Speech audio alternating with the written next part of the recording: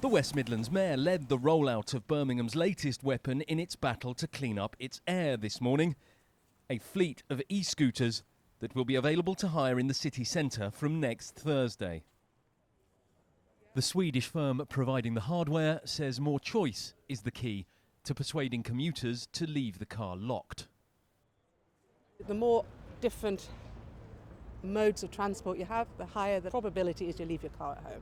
So what you see, we're also in Copenhagen, which is a biking city, for example. But typically what you can see is that people might be thinking, I don't want to get on the bike. They might then think, but I've got my suit on, I'll just hop on the scooter.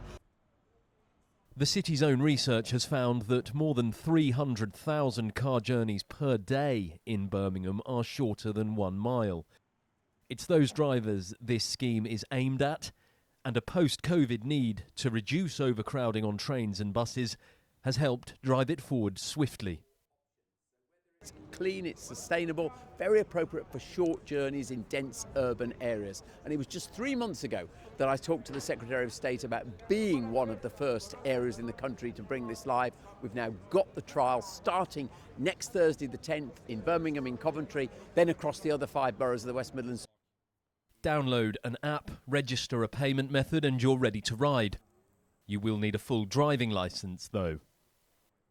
For today's launch, we've been allowed to ride these here in Victoria Square, but once the scheme goes live, they'll only be legal on the roads. They have a top speed of 15.5 miles per hour, and GPS technology limits that to 5 in pedestrianised areas. It is illegal in the UK to ride an e-scooter on public land unless it has been hired through a scheme like this, and critics say they are not safe. In July, popular YouTuber Emily Hartridge was killed riding hers in South London. Meanwhile, a survey by price comparison service U-Switch assessing scooter readiness in 40 cities recently put Birmingham 36th. And concern about safety was one of the criteria that dragged down its score.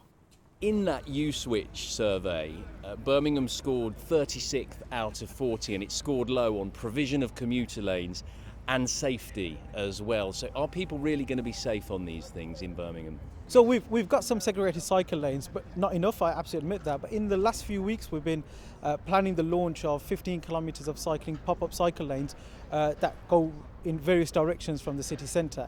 And that's a start for me, because we will have far more safe areas and segregated areas for people to cycle and use e-scooters.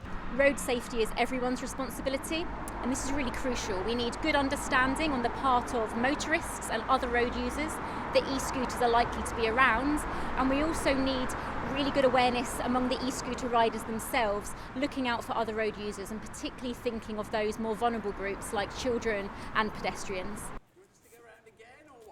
If the 12-month trial is successful, these scooters will become a common sight on our streets. You don't have to wear a face covering to ride one, though helmets are recommended. Callum, Watkinson, ITV News.